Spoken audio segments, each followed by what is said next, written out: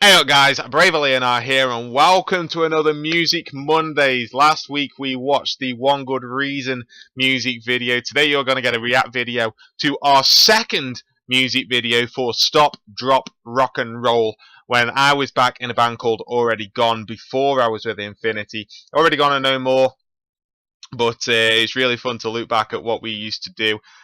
This song, Stop, Drop, Rock and Roll, was released at the absolute pinnacle of where we got to. In my eyes, this is the peak of where we got to. Well, a tiny bit before was the peak of where we got to.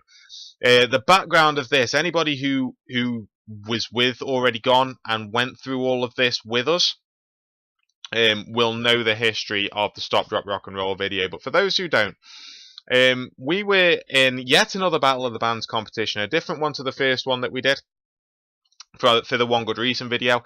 This Battle of the Bands competition was called the Surface Festival, and it was an international competition with the UK and Spain both holding parts of this competition. And in total, in the whole of the competition, there was 21,000 bands, I believe. It was something like that. It was an absurd number of the bands. It was either 12,000 or 21,000. I'm going to say 21,000 because it sounds better.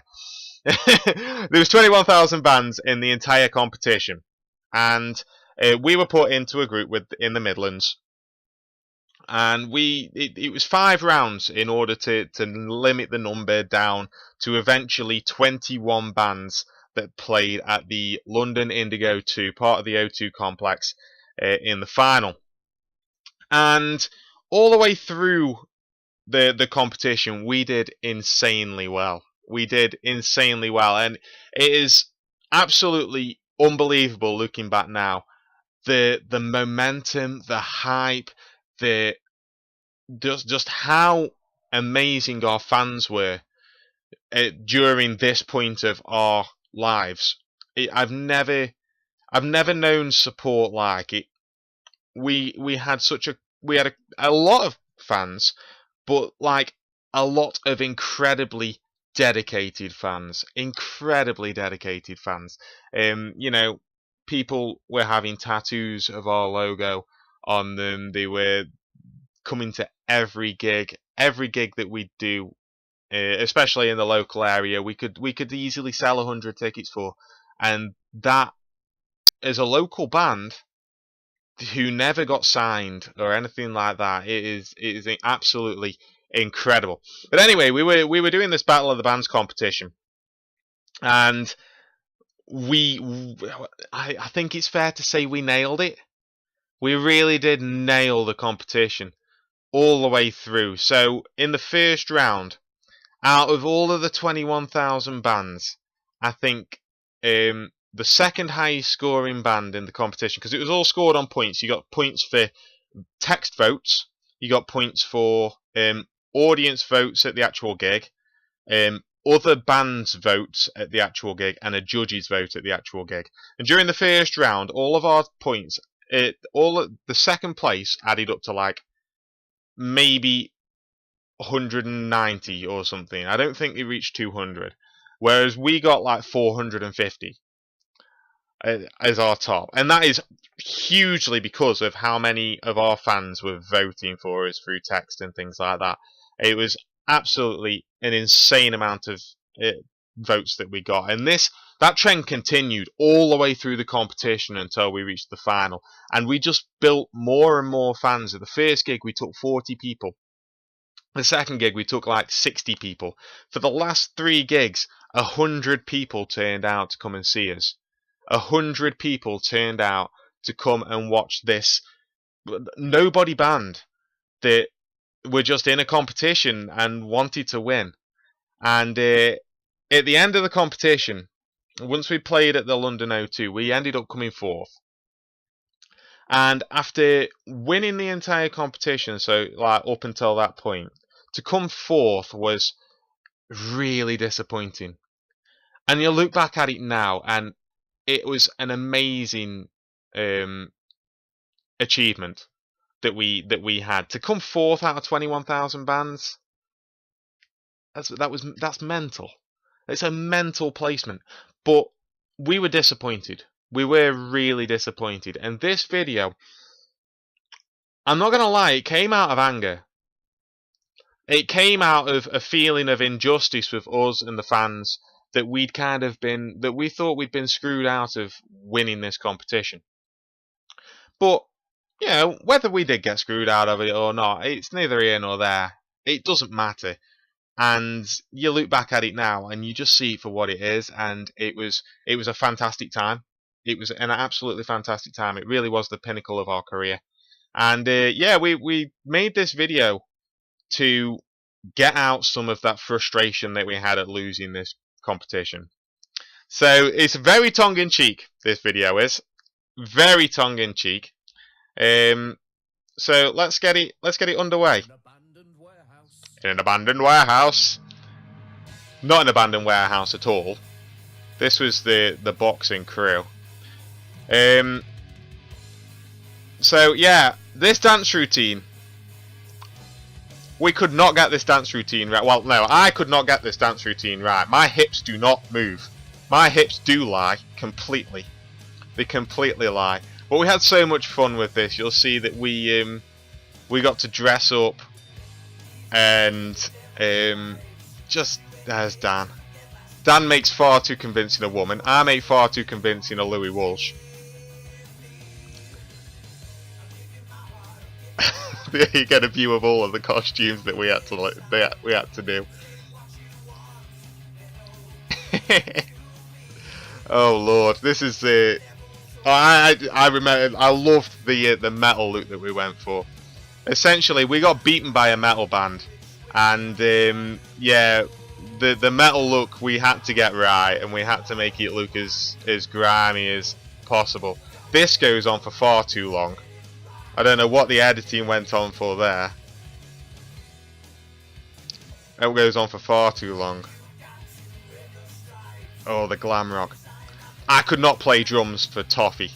Absolutely awful. The string vest was terrible, but I couldn't play drums at all. I was not in time.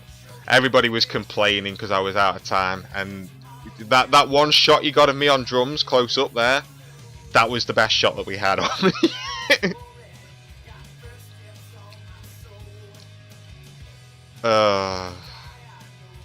That hair that I had for the wig here.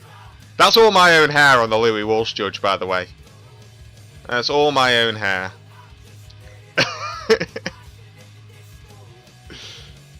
They're not my glasses. And that's the only time that I have ever worn chinos.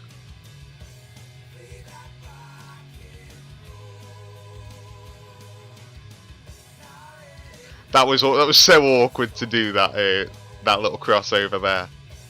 You get a real good view of how stunt doubles actually do a really good job.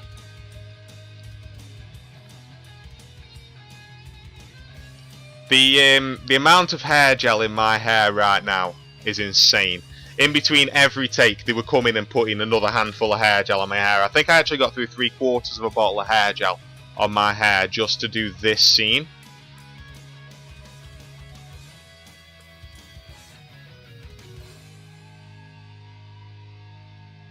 What's this? What's this? Kind of awkward. That's what this is.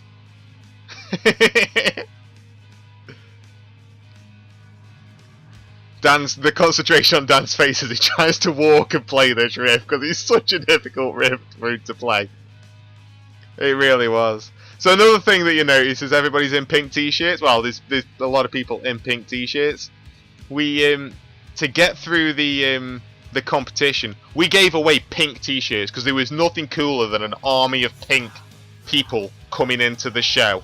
When everybody else was wearing black, there was nothing cooler than that. It was like cooler in a really uncool way. They just stood out like a sore thumb, and it got us noticed so much.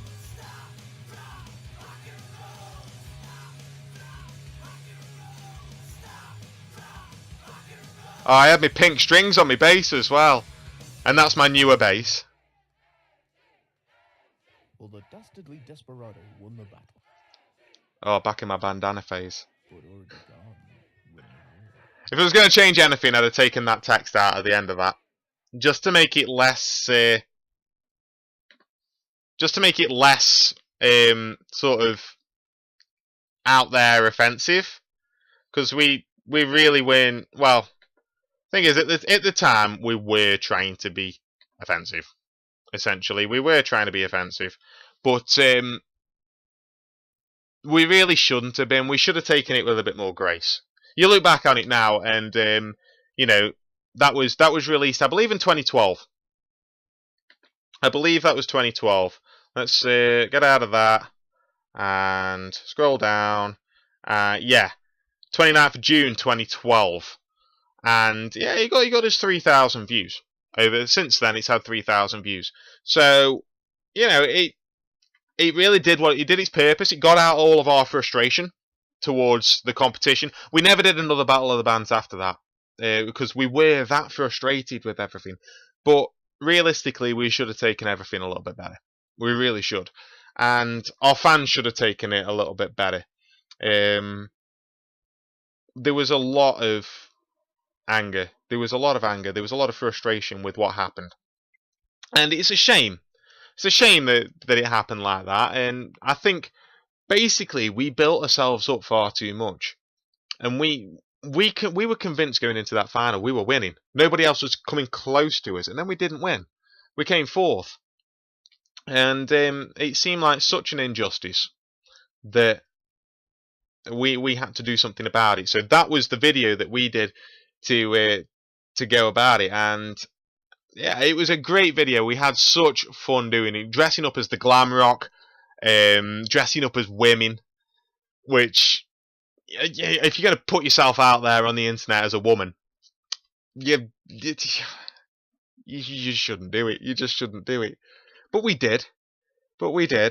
And then, you know, the metal part that we did, I actually felt really cool with the sleeve of tattoos. It was just a pull-on sleeve sort of thing, and the greased down hair, wearing sunglasses inside. I felt like the actual bee's knees doing that. I was the. Oh no, I think Dan had his own hair as well.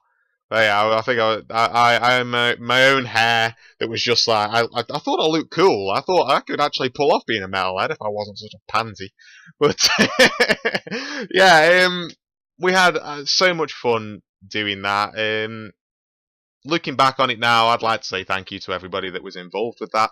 It was I didn't actually go through who filmed it. It was the guys from the BYFA again who did our first video for One Good Reason. They called us back again and said, "Look, we want to do this for you because we think you deserve to win the competition." That's what they said to us. So so the guys from the BYFA, and I completely maybe we put it in the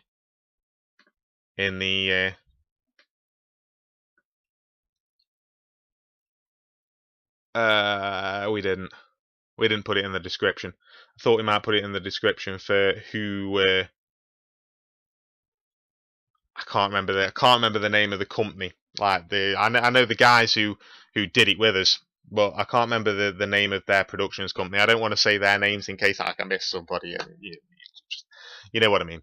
And then like we got people lending us guitars, people letting us use their guitars for the video because we didn't have the guitars that traditional like metal bands or indie bands would play. So yeah, it was a really cool time. We really enjoyed it. But yeah, there's my little look back on Stop Drop Rock and Roll and the times that were surrounding that time. Thank you very much for watching this. Next time we will be going through the Keep It Coming video, which was the last music video that Already Gone ever did. And then, oh no, it's not the last video that Already Gone ever did. It's the last video that sort of that Already Gone ever did, and then we kind of started moving on, and then ended up fizzling out and becoming Infinity. So yeah, we're gonna next week we'll look at the Keep It Coming video. Thank you very much for watching this little recap of just the time of my life, basically. I'm just talking about my life. It's been great. And I will see you next time. Stay brave, guys. How will I sit in silence? How will I be denied? How was I born to fall?